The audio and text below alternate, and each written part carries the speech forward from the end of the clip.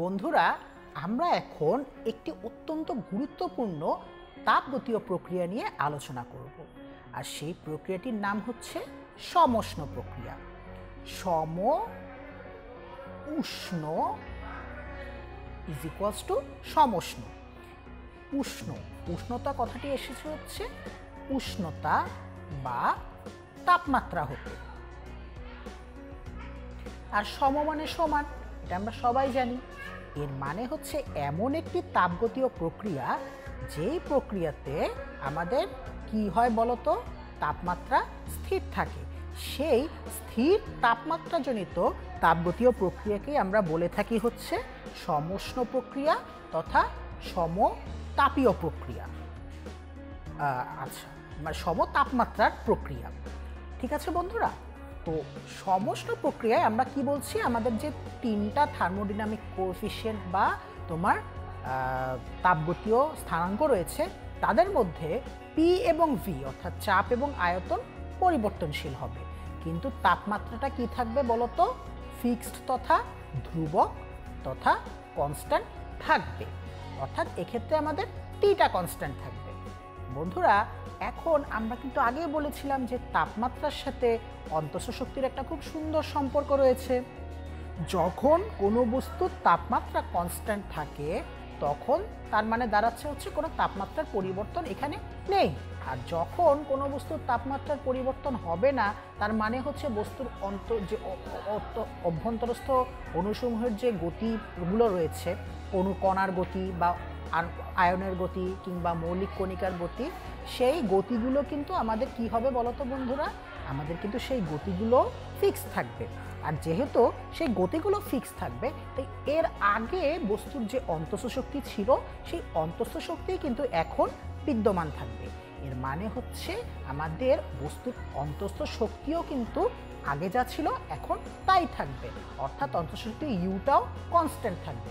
এর মানে আমরা যেটা বলতে পারি ডি ইউটা কি হবে, d U is equals to 0 হবে আমাদের সমউষ্ণ প্রক্রিয়ায়। এখন আমাদের এই যে ডি ইউটা যদি 0 হয় তাহলে আমরা জানি যে তাপগতিবিদ্যার প্রথম সূত্র থেকে d Q is equals to d U plus d W. এখন যদি এখানে ডি ইউটা 0 হয় তাহলে আমাদের কি আসবে, আমাদের ডি ইউটা 0 হলে আমাদের যেটা আসবে সেটা হচ্ছে d Q is equals to d W. এর মানে কি, এর মানে হতে পারে যদি ডি কিউটা ধনাত্মক হয় তাহলে ডি ডাব্লিউটাও ধনাত্মক হবে, যদি ডি কিউটা ঋণাত্মক হয় আমাদের ডি ডাব্লিউটাও ঋণাত্মক হবে। যখন ডি কিউ ধনাত্মক হয় এর মানে দাঁড়াচ্ছে যখন বাহ্যিক পরিবেশ থেকে সিস্টেমের উপরে তাপ, বাহ্যিক পরিবেশ থেকে সিস্টেমকে যখন কোনো তাপ প্রদান করা হয় তখন যেটা হবে সেটা হচ্ছে যে ডি ডাব্লিউটাও আমরা ধনাত্মক পাচ্ছি। এর মানে হচ্ছে সিস্টেম তখন পরিবেশের ওপর কাজ সম্পাদন করবে সমউষ্ণ প্রক্রিয়ায়। আর যদি সিস্টেম থেকে তাপটা বাইরে বের করে নিয়ে আসা হয় তাহলে যেটা হবে সিস্টেমের ওপরে আমাদের কাজ সম্পাদন করতে হবে সমউষ্ণ প্রক্রিয়ায়। তাহলে সমউষ্ণ প্রক্রিয়ায় এই ব্যাপারটা কি আমরা বুঝতে পারলাম? আমরা আশা করি বুঝতে পেরেছি। এখন আমরা জানি যে বস্তু জগতে বা তাপ ইঞ্জিনের ক্ষেত্রে মূলত বন্ধুরা যেটা হয়, আমরা একটা ইঞ্জিন, সেই ইঞ্জিনকে একটা তাপ প্রদান করি, সেই তাপ প্রদানের জন্য আমরা কি পাই বলতো, কাজ পাই।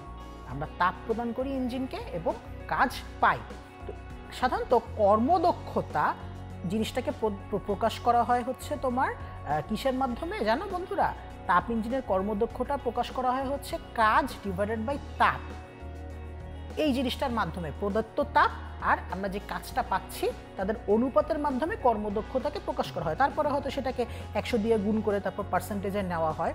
তো দেখো বন্ধুরা, আমরা কিন্তু এখানে যতটুকু তাপ দিব ঠিক ততটুকুই কিন্তু বাহ্যিক কাজ পাবো। তার মানে কারণ কি, d Q is equals to হচ্ছে ডি ডাব্লিউ, তাহলে এইটার এটা কাটাকাটি চলে যাবে।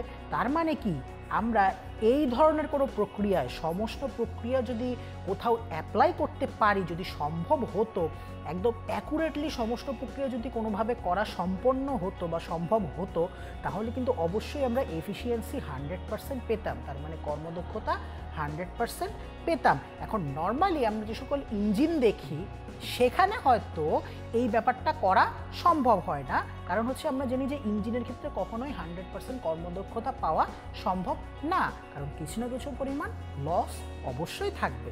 কিন্তু ইঞ্জিন ছাড়া আমরা বস্তু জগতের বিভিন্ন জায়গাতে সমষ্ণ প্রক্রিয়ার উদাহরণ দেখতে পারি।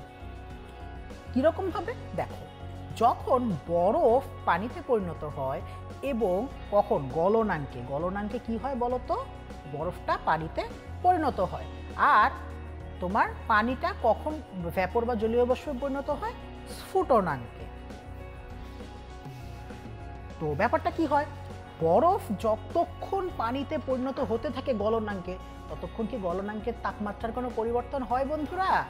অবশ্যই গলনাঙ্কের তাপমাত্রা কিন্তু কোনো পরিবর্তন হয় না। বরফের গলনাঙ্ক তোমরা সবাই জানো 0 ডিগ্রি সেন্টিগ্রেড। যতক্ষণ পর্যন্ত বরফটা পানিতে পরিণত হতে থাকবে ততক্ষণ কিন্তু আমার ওই স্থানের তাপমাত্রা 0 ডিগ্রি থাকবে। এর মানে কি আমরা বলতে পারি, এর মানে হচ্ছে প্রক্রিয়াটি একটি সমষ্ণ প্রক্রিয়া। আবার যতক্ষণ পর্যন্ত পানি ভ্যাপরে পরিণত হতে থাকবে ততক্ষণ পর্যন্ত কিন্তু তাপমাত্রাটা 100 ডিগ্রি তথা পানির স্ফুটনাঙ্কে কনস্ট্যান্ট আকারে থাকবে বা ফিক্সড আকারে থাকবে। তাহলে আমরা বলতে পারি এই প্রক্রিয়াটিও কিন্তু একটি সমষ্ণ প্রক্রিয়া।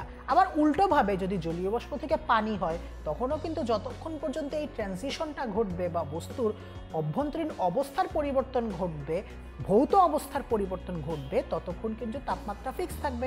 আবার পানি থেকে বরফ হতে থাকলেও তাপমাত্রাটি ফিক্স থাকবে। তো এই পরিবর্তনগুলো হচ্ছে মূলত আমাদের বন্ধুরা কি বলতো, সমষ্ণ প্রক্রিয়া। এছাড়াও আরও নানাভাবেও কিন্তু সমষ্ণ প্রক্রিয়া তৈরি করা যেতে পারে। আমরা ভবিষ্যতে এই ব্যাপারগুলো সম্পর্কে আরও অনেকভাবে জানবো। ততক্ষণ পর্যন্ত তোমরা আমাদের সাথেই থাকবে।